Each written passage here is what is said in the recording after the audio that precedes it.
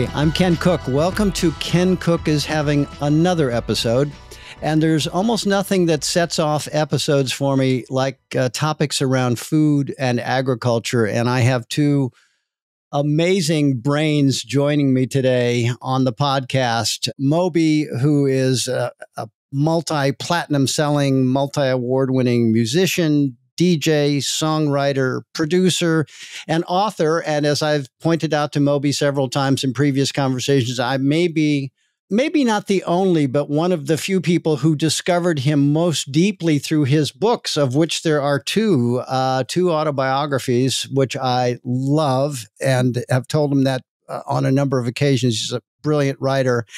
And we're also joined by Chef Andrew Zimmern, who is equally accomplished in equally myriad ways. He's a writer, producer, philanthropist, a social justice advocate, restaurateur, mogul, you name it. And both of you, I have to say, have been incredibly engaged with social justice, environmental issues of many different varieties. And you've also been extremely supportive of EWG and a number of occasions on work we've done, whether it's focusing on plant-based farming, focusing on making sure poor people have enough to eat, focused on sustainable agriculture. So thank you for joining. I know the two of you, but you don't know one another. And so I was trying to think, well, what's the recipe here?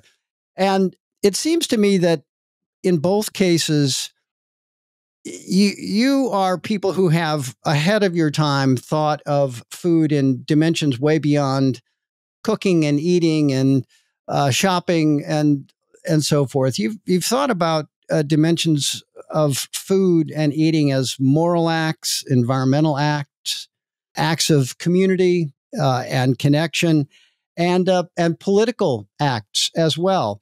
And I think increasingly the food system is being viewed that way by more and more people. And I find it encouraging, exciting that we're making that connection.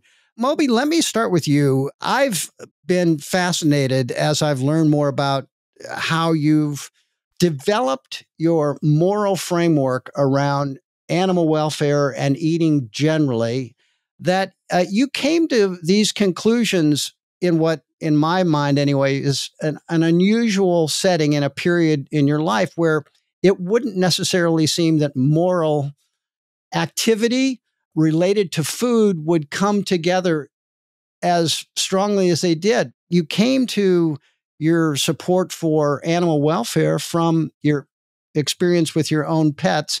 And you said at one point in one of your books, I think, we had that duality. You had that duality growing up. You loved your pets and you loved Burger King. But somehow you found your way to a very powerful moral conviction about being vegan. Say a little bit more about that, if you would. Yeah, I've been vegan now for almost 35 years. And like almost everybody else, as we've talked about before, like I grew up in love with Burger King. I was in love with McDonald's. I loved bacon and ice cream. And I also loved all of our companion animals. I grew up in this crazy house we had lizards and mice and rats and dogs and cats and just like it was a menagerie. And I never questioned the logic of it, of like on one hand, having unconditional love for all of our rescued animals and also having unconditional love for a bacon double cheeseburger. And just to be very clear, I'm not trying to occupy any moral high ground. I'm not judging other people's choices because everyone is, it's going to sound like a Douglas Adams quote, but everyone is where they are. Like it's not my place to judge anyone where they are in their journey. I'm just saying at some point years ago, I realized that for me, loving animals and being involved in a process that caused their suffering and death was, in a very basic way, ethically, logically inconsistent. And so that's what led me, when I was 19 years old to become a vegetarian, then a vegan. But what's happened since, and is germane to what you were just talking about, are, a very rational, empirically supported look at food creation. and the environmental and social impact of food production. And forgive Yeah. me if I'm stating the obvious, but as we know, like, animal agriculture is the third leading cause of climate change. It's the leading cause of antibiotic resistance. It's the leading use of water in most municipalities. And one thing I'm just going to throw in there that's also very rational and hopefully logical and empirical is it's incredibly inefficient. Like, that's even separate from the animal issue, separate from the other issues. The fact that to produce 1 pound of beef requires approximately 125 pounds of grain is kind of mind-bogglingly efficient, that people are going hungry. I've always thought, like, well, wouldn't it make more sense to feed the grain directly to the people rather than to the animal who's being killed and causing climate change? So that's my long-winded spiel about why I'm so committed to working on behalf of simply creating what I will think of as like rational food systems. Yeah, I think we will all share this view. I saw your head nodding, Andrew. This is really not about judging or pointing fingers or shame someone into eating a certain way or not eating a certain way. And Andrew, your service to food policy, food politics, some of the cutting edge issues, was there a moment in your journey here where, for lack of a better term, food kind of became politicized or became a social issue for you that maybe it wasn't before? And when did that happen?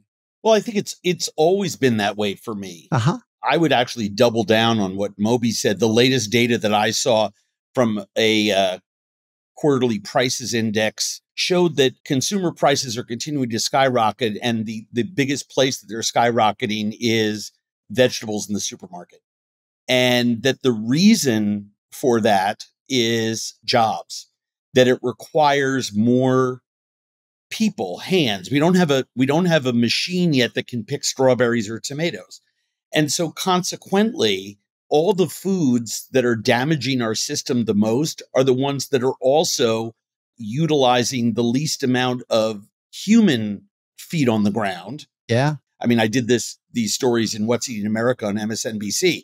It takes 5 people to farm 10,000 acres of soybeans, and it requires 100 people to farm 20 acres of tomatoes, right? I mean, and so the degree to which we limit, shrink, eventually do away with some of the irrational systems and lean in to these more rational ones is actually to our economic sustainability, and a whole range of other issues, including jobs, right?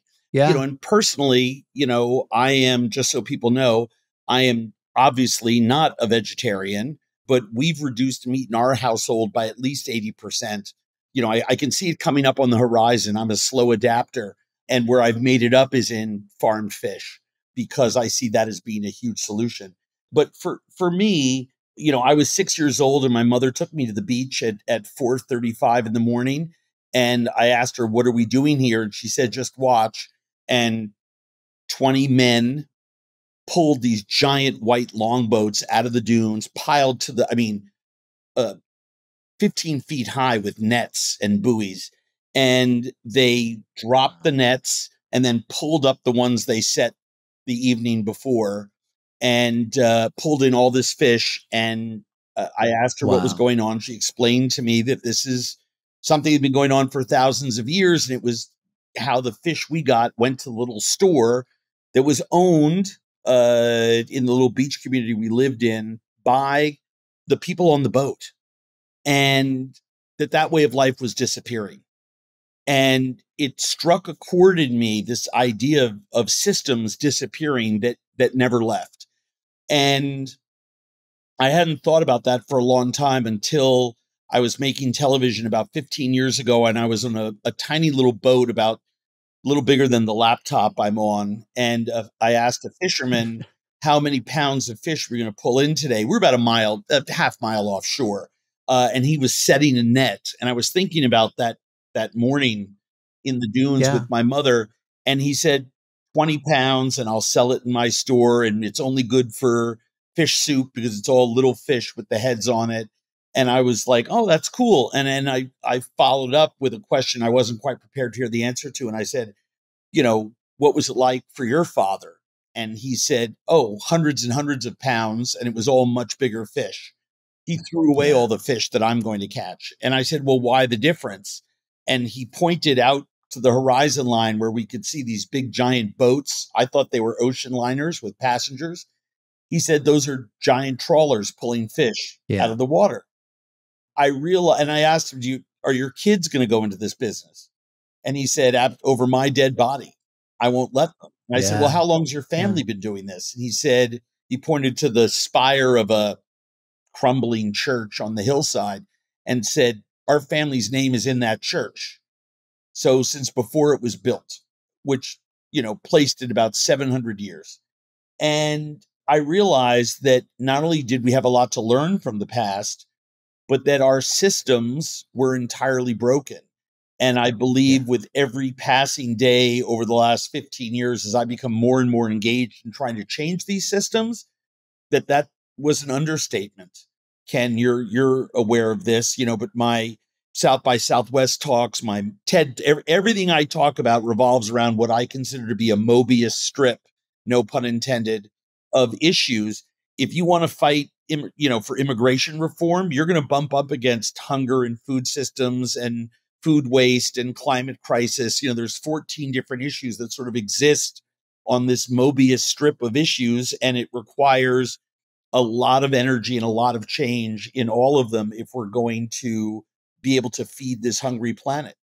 Yeah, no question. That's an amazing story. And, there's a big difference between technology and progress. And we have introduced so much technology into the food system that took us backwards in so many dimensions, moral, environmental, community, and so forth. It's an issue that comes to the forefront in lots of policy debates, but I think increasingly people are beginning to understand it as they sit down to eat or as they shop or talk to their friends about what food means to them.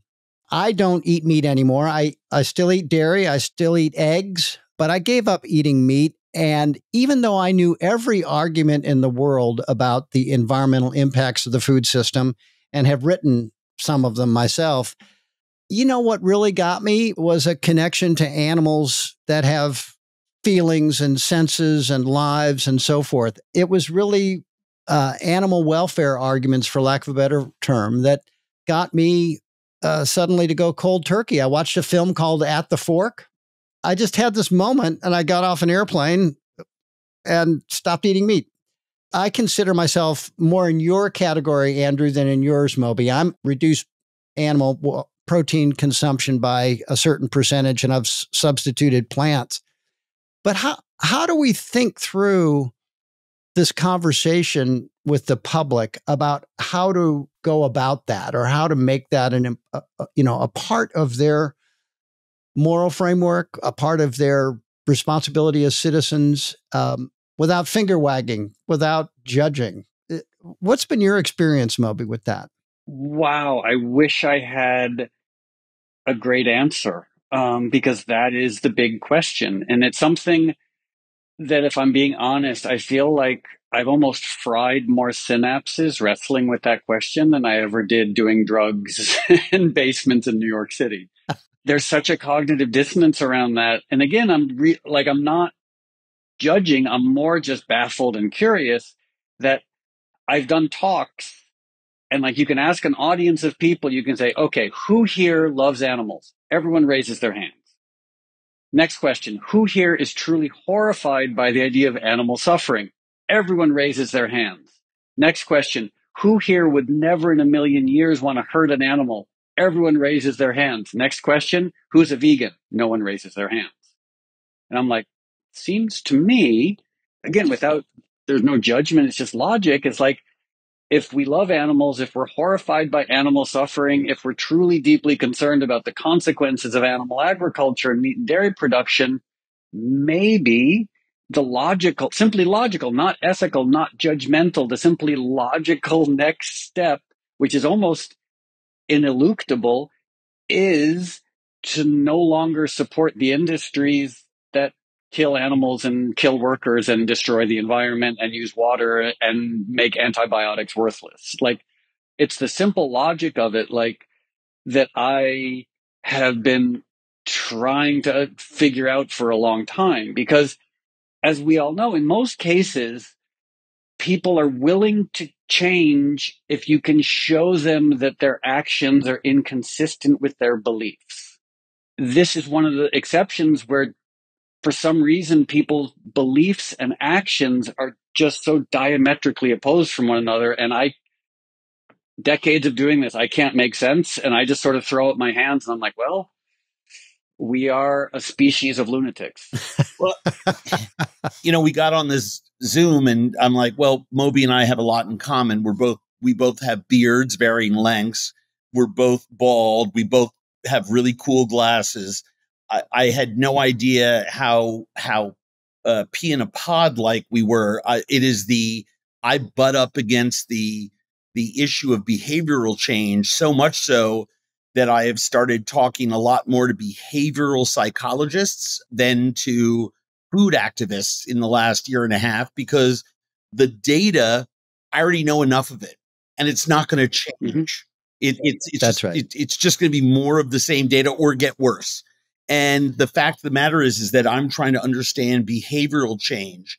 And what I've learned is that most people value the deliverer of the information as the highest, the number one reason they will change their opinion of someone, not facts, which you talk about boggling my mind. And we live in a very divisive sort of binary world right now, where you're either, if you're for this, you're against that. And if you're against this, then you're for that. And we've driven a line and a wedge down ourselves on sociocultural issues. And there's this gaping divide in our nation that I'm truly worried about it. The question that I do a lot of hunger work, and I do a lot of work with the UN. And when I'm in talks, people are always asking me about how much it costs to statistically eliminate childhood hunger in America. And I spent a lot of time with Rosa DeLauro, a congresswoman out of Connecticut, who used to be the head of the Appropriations Committee in the House.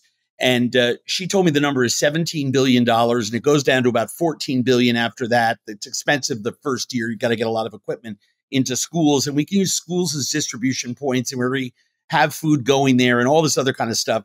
And that's 0.0027. It's a rounding error of our federal budget.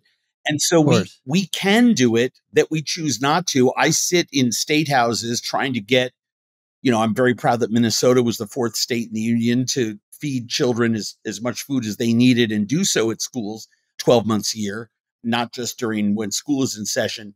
And I ask people in other houses, if you're not for the solution, then you're actually for keeping children hungry. And no one wants to be for keeping children hungry, but they won't solve that problem. Yeah. Expanding that some more, how transformative would it be if we took the nearly $500 billion in collective investment just in the last 2 years alone in cell-based blank? Yeah. You talked about bad waste of money in tech.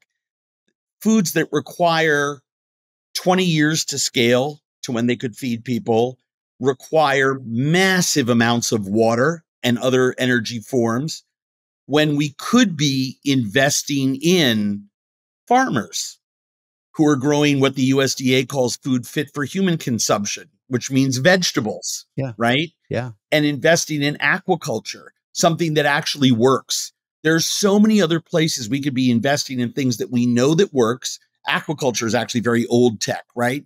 But we can be investing in that, because aquaculture is a place that used to be that, it was as high as 12-1. It never got up to what it is for cows and pigs, but the feed model was unsustainable until it recently just got down to 1-1, and in some cases less, because they were able to repurpose other types of products that natural products that wound up in the waste bin. And we've changed so much of how we work with foods in the aquaculture space. I sort of hold that up as the totem for what can work. I hold up a farm like Arcadia Farm just outside of Washington, D.C., They grow food, they sell it in the neighborhoods that don't get enough of it. They train farmers, especially vets, to give themselves a lifestyle that helps heal their bodies and minds, as well as gives them a livelihood. You know, they have the full circle solution to it. It's the oldest tech in the world, and yet we don't take advantage of it. Something has changed in human behavior. And I believe that the logic stream that Moby was talking about was true when I was younger. I remember it being true when I was in high school and college and first getting into the food business in the 80s. People would listen to the logic of things. And somehow logic, like science, has gotten a bad name. We have a thinking problem in this country, first and foremost, because if we were actually making decisions based on the public good, we would be doing a lot more to eradicate hunger. Hunger in children drives horrific outcomes for them. Healthcare costs go through the roof. Nobody got juvenile diabetes from eating broccoli. Yeah. Our investment in our criminal justice system would require less dollars. We'd be able to feed more people, you know, and we could go on and on and on with this from the chair I sit in. It's absolutely mind-boggling to me. And I also have fried more synapses trying to struggle with this than I ever did doing drugs in basements in New York. Well, and speaking of, I love that you're talking about behavior, because at its most basic, that's what it is. And, you know, as we're both sober, I try to remind myself of like some good 12-step principles. And one of which is to sort of, to not point my finger at others, but remember like, what's my role in it, or what's my experience in it? And when I think of human behavior, I think of these two variables of neurotransmitters and community. Andrew, to your point, a lot of narratives up until recently were perhaps a little more logic, were empirically supported. Like when there was data, people were willing to potentially consider it and change. You think of the EPA. And something has happened where basically our narratives, our view of the world, it's almost contrary to the 12-step idea of feelings are not facts, whereas the majority of people now think feelings are facts. You know, they're like, well, owning a gun and smoking cigarettes and eating deep fried Arby's makes me feel good. So how dare you try and question these things? You're like, well, but these things are killing other people and you. It's like, but people don't want to hear it because also their community supports it. And I don't know how we break through that, because when I was growing up, it would have been almost impossible to break through that with me. I grew up poor. I grew up on food stamps, and food, to state the obvious, it was the only thing we could control. You know, we were very poor. Really struggling. And food was like a way to feel good and control your environment and feel like you were part of something. And that, I think, is what keeps people coming. It definitely kept me coming back to liquor and drugs and other bad behaviors. So I applaud you for looking at the behavioral aspect, because until you and I, or the three of us, become triumvirate dictators, we have to figure out why people are making these ostensibly democratic choices. Well, I think a lot of it is because there is a linkage, and I don't want to get way off topic, but I do think a lot of it is because, and you said it right at the top, there's a linkage to, you can have my fast food hamburger when you pry it from my cold, dead hands, as if that's become a constitutional right. It was a very small thing, and I know it was very controversial, and there's lots of other sides to it. But when then Mayor Bloomberg in New York put that extra tax, I think, on sugary sodas, I could be getting some of the data wrong. Sugary sodas and trans fats. Right. Like he went to war on trans fats and sugary sodas. Right. I just thought that was the smartest thing in the whole world, because the other way that we do this is with the power of laws, right? But imagine a mayor in a top 20 U.S. market doing that today. It's almost the kind of thing that riots are made of. We can't get sugary sodas out of our schools.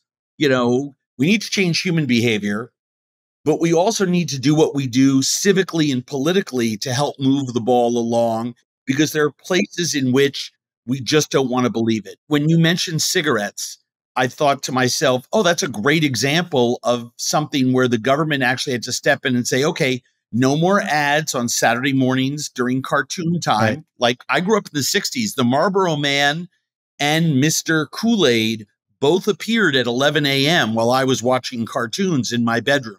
They were friends on Saturday morning until laws said, no, you can't market that way directly to kids, where I went out and told my mom, I need Kool-Aid, even though I'd never tried it before. I didn't know that bug juice was also Kool-Aid from summer camp, but I knew my dad also smoked cigarettes. I thought, oh, I got to try that. So sometimes we do need our government to step in the best interest of the public. I mean, that is right. Government's role to me is to, safeguard the citizenry. And that was always the logic stream on some of those laws being passed. Imagine the difficulty now in trying to get people to wear seatbelts, another social justice movement that took 30 years for us to put legal teeth behind putting seatbelts on. I mean, now no one would think of getting into a car without putting a seatbelt on.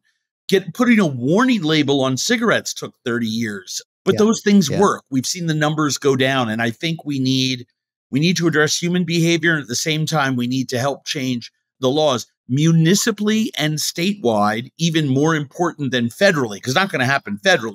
Ken, you got to me early in my career when I was first kind of developing a national platform. And it's why I've been attached to the EWG ever since and say yes to everything that I'm asked to do for and with the EWG, because I truly believe that as a nation of laws, we do have an obligation to try to safeguard its citizens through those laws. Well, and it's very much appreciated. And Moby, you've also been deeply helpful to us. One of the things that I take stock of at this stage in my life and career is that the debate does have some very different and positive elements that it didn't have when I started, which is back then we were against everything. And now there are things we are for that are starting to grow and expand and be, encouraging the whole awareness of plant-based diets. People are beginning to pay attention to it now. More plant-based offerings, including through work we're trying to do. And Andrew, you've helped with this. And as you have, Moby, get institutions to adopt plant-based options in the food that they serve. But, the organic food business now, not perfect, but, $70 billion sector. It's no longer something you have to hunt for endlessly. It's not where it should be, but it's much better. The awareness people have about climate and agriculture. It's a great time to become aware and not become necessarily discouraged by making change happen. I think you're right, Andrew. Making it happen at the local and state level can often be much faster than trying to fight through the tribal politics, which is what we're talking about. Damn the facts. Where's my tribe? And if my tribe's for it, I'm for it. If my tribe's against it, I can't listen to any facts. And I can't dare step over a line that would empower the other tribe as having done something right. We're seeing this play out every day at the national level.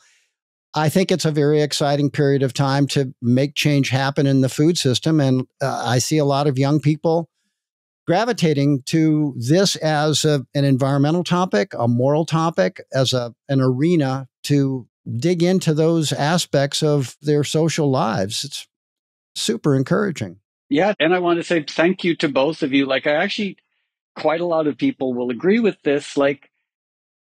Being the tribal aspect and being willing to have conversations with people that you might not 100% agree with, to me, that's community. A community of people who only agree with each other is dogmatic and rigid and leads to all sorts of problems. Like the fact that the three of us, there might be some elements of our approaches to food where we might even disagree, but that's okay because we respect each other. There's conversation, there's communication. And I think, sorry for stating the obvious, but we agree on the big ticket items. And I almost feel like the dialogue, the tribalism, it's so inflamed and exacerbated by media. Yeah. Media wants argument, social media, conventional media. They want fights and arguments and bitterness and contention because that drama drives ratings, but it also is destroying the fabric of our society. And so it's really nice to just have like a respectful, intelligent, informed conversation. So thank you. I'll tell you that it did remind me of one thing we can all do, or our listeners can do. And that is, if you've heard something that you like today, write it down and send it to everyone in your address book, because that's the only way, like water going, I hope it doesn't take as long, but it's like water washing on a rock. Eventually it makes a really, really, really big change. Before we went on, I told Moby I had been a longtime fan of his music. I became such a fan that then I found out about his lifestyle choices.